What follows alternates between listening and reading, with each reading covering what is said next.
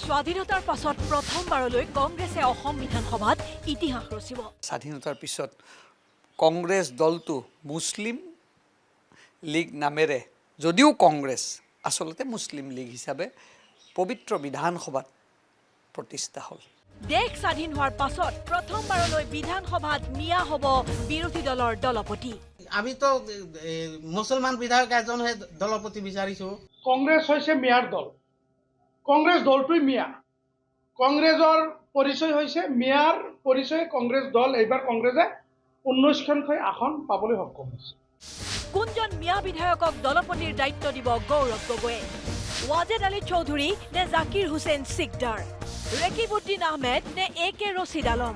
মহা সংকটত পৰিছে APCCৰ পাকিস্তান ফেৰত সভাপতি গৌৰৱ গগৈ। কংগ্ৰেছৰতো এটা মটিভ আছেই, সংখ্যালঘুৰ প্ৰতি তেওঁলোকৰ দৰদ আছে, তেওঁলোকৰ প্ৰতি এনক্লাইনেছ আছেই, থকাটো প্ৰমাণ হৈ গৈছে। আৰু সেই প্ৰমাণ কৰিবলৈ যাওঁতে তেওঁলোকে কেতিয়াও জয়প্ৰকাশ দাসক যে দিব মই কেতিয়াও নাভাবোঁ। বিৰোধী দলপতিক লৈ গৌৰৱ গগৈ সংকটত পৰাৰ সময়তেই কংগ্ৰেছক ভোট দিয়া সংখ্যালঘু মিয়া মুছলমান ভোটাৰে মুকলিকৈ দাবী কৰিছে এইবাৰ বিধানসভাত কংগ্ৰেছ বিধায়িনী দলৰ দলপতি হ'ব লাগিব মিয়া বিধায়ক। নহ'লে কিন্তু আগন্তুক নিৰ্বাচনত কংগ্ৰেছে নাপাব মিয়াৰ ভোট। কংগ্ৰেছ দলটোক যদি বিৰোধী দলপতি নিৰ্বাচন কৰিব লগা হয় তেতিয়াতো মিয়া বিধায়কক নিৰ্বাচিত কৰিব লাগিব, কাৰণ মিয়াৰ ভোটেৰে জয়যুক্ত হৈছে। নহ'লে তেখেতৰ আচল চৰিত্ৰ ওলাই পৰিব। মিয়াৰ ভোটেৰে বিধায়ক হ'ব, গৈ পেলাই তাত হিন্দু মানুহক গৈ পেলাই এজন হিন্দু বিধায়ক আছে, তথাপি সেইজন বিধায়ক যদিও হিন্দু তথাপি তাতো মিয়াৰ ভোটেৰে জয়যুক্ত হৈছে। 18জন বিধায়কে যিহেতু মিয়া সম্প্ৰদায়ৰ বিধায়ক, সেইবাবে মিয়া বিধায়কক বিৰোধী দলপতি দিব লাগে। এজন হিন্দু বিধায়কক যদি দলপতি দিয়ে তেতিয়াহ'লে অহা দিনত কংগ্ৰেছ বৰ্জন কৰিম, মানে আমাৰ অঞ্চলত কংগ্ৰেছ সোমাবই নিদিওঁ। কাৰণ 18জন বিধায়ক পিছ পেলাই যদি এজন বিধায়কে যদি দলপতি পদ পায়, হিন্দু মানুহেতো ভোট বৰ্জনে কৰিছে, তেওঁলোকেতো কংগ্ৰেছত ভোট নিদিয়েই। আমাৰ সংখ্যালঘু মানুহে ভোট দিছে কংগ্ৰেছত, আজি সংখ্যালঘু মানুহে কংগ্ৰেছখন বচাই ৰাখিছে। তেওঁলোক যদি এই এনেকুৱা অৱস্থাত যদি বৰ্জন হৈ যায়, তো অহা দিনত তাৰ কংগ্ৰেছ একদম শেষ হৈ যাব। হিন্দু মানুহেতো কংগ্ৰেছ বাদে দিছে, এতিয়া আমিও বাদ দিম তেনেকুৱা যদি হয়। আমিতো মুছলমান বিধায়ক এজনহে দলপতি বিচাৰিছো।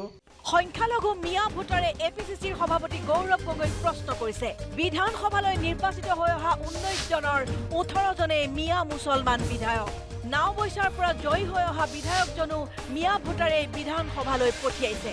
গতিকে তেনে ক্ষেত্ৰত মিয়াক বাদ দি কেনেকৈ জয়প্ৰকাশ দাস হ'ব পাৰিব বিৰোধী দলপতি? আমাক লাগে মিয়া দলপতি। বিৰোধী দলৰ দলপতিটো মুছলমান দিব লাগে, কাৰণ 19জনৰ ভিতৰত 18জনে মুছলমান, আৰু কংগ্ৰেছটো দলটো জিন্দা ৰাখিছে মুছলমানে, আৰু নহ'লে কেতিয়া দুৰিচাত হৈ গ'লেহেঁতেন। গতিকে এইটো হাইকমাণ্ডৰ ওপৰত আমাৰ অনুৰোধ যে আপোনালোকে এইবাৰ অসমৰ বিৰোধী দলপতি মুছলমান এজনক দিব লাগে। যিকেইটা MLA পাছ কৰিছে এতিয়ালৈকে চব মুছলমান আৰু হাতৰ ছবিৰ পৰাই পাছ কৰিছে। সেইটো কাৰণে মই এটা কথা ভাবোঁ, বিৰোধী দলপতি হিচাপে আমাৰ মিয়া কেণ্ডিডেট বিচাৰিব লাগে। আজি 19জন বিধায়কৰ ভিতৰত এই 19জন বিধায়কৰ নেতৃত্ব কোনে দিছিলে? ৰকিবুল হুছেইনে দিছিলে। ৰকিবুল হুছেইনক সেইকাৰণে APCCৰ সভাপতি দিব লাগে, আৰু তানজিল হুছেইনক বিৰোধী দলপতি দিব লাগে, কাৰণ মিয়াৰ ভোটেৰে এই কংগ্ৰেছ দলটো জীয়াই আছে মিয়াৰ ভোটেৰে। বিৰোধী দলৰ দলপতি হওক মিয়া মুছলমান বিধায়ক, সংখ্যালঘু মিয়া ভোটাৰৰ এই দাবীক একেমুখে সমৰ্থন দলগাঁৱৰ AIUDF বিধায়ক মজিবুৰ ৰহমানৰ। কংগ্ৰেছক এতিয়া মিয়াই জীয়াই ৰাখিছে, গতিকে বিৰোধী দলপতি হওক ৱাজেদ আলী চৌধুৰী, জাকিৰ হুছেইন সিকদাৰ অথবা ৰেকিবুদ্দিন আহমেদৰ দৰে জ্যেষ্ঠ কংগ্ৰেছ নেতা, কাৰণ কংগ্ৰেছৰ শক্তিও মিয়া আৰু সন্মানো মিয়া। সেয়েহে উজনিত উচন হোৱা কংগ্ৰেছে নামনিৰ কোনোবা এজন মিয়া বিধায়কক দায়িত্ব দিয়ক অসম বিধানসভাত বিৰোধীক নেতৃত্ব দিবলৈ। কংগ্ৰেছটো এবাৰ জিন্দা ৰাখিছে একমাত্ৰ মুছলমান এৰিয়াত। 18জন বিধায়ক জিকিছে, 19জনৰ 18জনে মুছলমান, মিয়া মুছলমান। এইবাৰ কংগ্ৰেছত জিকিছে কোনে জিকাইছে? কংগ্ৰেছৰ ইজ্জতটো কোনে ৰাখিছে? মিয়া মানুহ ৰাখিছে, লোৱাৰৰ মানুহখিনি ৰাখিছে।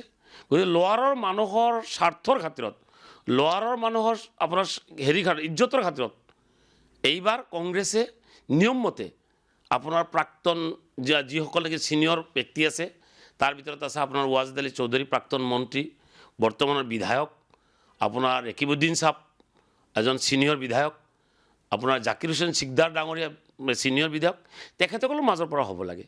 কাৰণ গোটেইকেইজন 19জন বিধায়ক, তাৰে 18জনে মিয়া। গতিকে ৰঙা লাইটটো মুছলমানে পালে ভাল লাগিব আমাৰ, যে কংগ্ৰেছৰ ৰঙা লাইট মুছলমানে পাইছে, আগতে হিন্দুৱে পাইছে, এতিয়া মুছলমানে পাইছে। গতিকে এইবাৰ হিন্দু এৰিয়াৰ পৰা এজন জিকিছে, আপোনাৰ জয়প্ৰকাশ ডাঙৰীয়া জিকিছে, অভিনন্দন থাকিল মোৰ তৰফৰ পৰা। তেখেতে এইবাৰ এইটো আশা নকৰাই ভাল। গতিকে কংগ্ৰেছে মুছলমান মানুহখিনিক তিল তিল কৰি মাৰিলে, কিন্তু মুছলমান মানুহখিনি বুজি নাপালে। স্বাধীনতাৰ পাছত প্ৰথমবাৰলৈ মুছলিম লীগ হৈ অসম বিধানসভাত প্ৰৱেশ কৰিব 19জন কংগ্ৰেছ বিধায়ক। কংগ্ৰেছ ওৰফে মুছলিম লীগক তীক্ষ্ণ কটাক্ষ বিজেপিৰ বিধায়ক দিগন্ত কলিতাৰ। গৌৰৱ গগৈয়ে যাকেই বিৰোধী দলপতি নাপাতক কিয়, প্ৰভাৱ কিন্তু মুছলিম লীগৰেই থাকিব। কংগ্ৰেছ ওৰফে মুছলিম লীগ, আৰু ভালকৈ চালে জয়প্ৰকাশো সেই মুছলিম লীগৰ ভোটেৰে প্ৰতিষ্ঠিত হৈছে। এইবাৰ এই বিধানসভাত গোপীনাথ বৰদলৈৰ দৰে আমাৰ মুখ্যমন্ত্ৰী ডক্টৰ হিমন্ত বিশ্ব শৰ্মা ডাঙৰে প্ৰতিনিধিত্ব কৰিব এই বিধানসভাত। আৰু গৌৰৱ গগৈ পাকিস্তান প্ৰেমী আছে, একেবাৰে আপোনালোকে নিশ্চিন্ত থাকক, যাকেই বিৰোধী দলপতি দিয়ক বা নিদিয়ক, কিন্তু প্ৰাধান্য থাকিব মুছলিম লীগৰ, যে মুছলিম লীগৰ দ্বাৰা গঠিত দল এটাই এইবাৰ কংগ্ৰেছৰ বিয়াফত প্ৰতিনিধিত্ব কৰিব। আৰু আপুনি দেখিব এতিয়া যাৰ নেতৃত্বত যিকেইজন বিধায়ক জিকি আহিছে, তেওঁলোক বংগীয় মূলৰ একোজন মুছলিম পৰিয়ালৰ পৰা অহা ব্যক্তি। আনহাতে কংগ্ৰেছৰ হৃদয়ে হৃদয়ে এতিয়া মিয়া প্ৰেম তীব্ৰতৰ। এই কটাক্ষ কৰি ডিব্ৰুগড়ৰ বিধায়ক প্ৰশান্ত ফুকনে ক'লে, গৌৰৱ গগৈয়ে যেনেকৈ ভাবিছিল তেনেকৈ এতিয়া মিয়া মুছলমানে নেতৃত্ব দিব বিৰোধীক। ৰসতে নামটো থৈ ক'ব যে আমাৰ আৰু মানুহ নাই, সেইকাৰণে আমি সংখ্যালঘুৰ পৰা দিয়াৰ ব্যৱস্থাটো আমি কৰিছোঁ। কিন্তু পেটে পেটে মনতে ভালো পাব যে সংখ্যালঘুৱে আমি দিবলৈ মন আছিলে আৰু ফৰ্মুলাটো সংখ্যালঘুৱে পৰি গ'ল, সেইকাৰণে তেওঁলোকে সংখ্যালঘুৰ ফালৰ পৰাই এজন তেওঁলোকে নেতা দিব। আৰু সেইজন নেতাক দিয়াৰ পাছত তেওঁলোকক সমগ্ৰ অসমত তেওঁলোকৰ পৰিস্থিতিটো, তেওঁলোকৰ প্ৰতি থকা শ্ৰদ্ধা, তেওঁলোকৰ প্ৰতি থকা ভাৱ, অসমবাসী ৰাইজে যে আৰু তললৈ যাব, ইয়াত আৰু কোনো দ্বিমত নাই, এইটো একদম স্পষ্ট। মিয়া মুছলমান হ'ব বিৰোধী দলৰ দলপতি। সাংবাদিকে সোধা প্ৰশ্নৰ উত্তৰত নাওবৈচা সমষ্টিৰ পৰা জয়ী হৈ অহা একমাত্ৰ হিন্দু বিধায়ক ডক্টৰ জয়প্ৰকাশ দাসেও এক প্ৰকাৰ চকু মুদি সমৰ্থন কৰিলে মিয়াক। মিয়া মুছলমানক সমৰ্থন কৰি জেপি দাসে ক'লে, কংগ্ৰেছ এটা ধৰ্ম নিৰপেক্ষ দল। আমি 19জন বিধায়ক একত্ৰিত হৈ আছোঁ এতিয়া, আৰু ভৱিষ্যতলৈ একত্ৰিত থাকিম। আমি 19জন বিধায়কে আমি অসমৰ ৰাইজৰ আশা আকাংক্ষা পূৰণ কৰিব পৰাকৈ যিমানখিনি কৰিব লাগে, আমাৰ দলটোৰ ভৱিষ্যতৰ স্বাৰ্থত যিখিনি কৰিব লাগে, আমি সকলোখিনি কৰিম। মইতো অসমৰ ৰাইজৰ হৈ মাত মাতিম, নাওবৈচা সমষ্টিৰ ৰাইজৰ হৈ মাত মাতিম। মুছলমান, বুদ্ধিষ্ট, খ্ৰীষ্টিয়ান, আদিবাসী, সকলো জাতি জনগোষ্ঠী থাকিব। জয়প্ৰকাশৰ সুৰতে সুৰ মিলাই থকা কংগ্ৰেছ বিধায়ক জাকিৰ হুছেইন সিকদাৰে ক'লে, আমাৰ দল ধৰ্ম নিৰপেক্ষ, হাইকমাণ্ডে যি দায়িত্ব দিয়ে তাকেই পালন কৰিম। চৰ্চা মানুহে কৰিবই, কোনে কি ক'ব তাকতো আমি বাধা দিব নোৱাৰোঁ। আমাৰ দল ধৰ্ম নিৰপেক্ষ দল। আমাৰ দলৰ বিধায়িনী দলৰ নেতা কোন হ'ব সেই বিষয়লৈ ইতিমধ্যে আমাৰ হাইকমাণ্ডে চিন্তা চৰ্চা কৰি আছে। দলৰ হাইকমাণ্ডে যাকে দিয়ে তাকে লৈ আমি কাম কৰিম। Bureau' report, news live.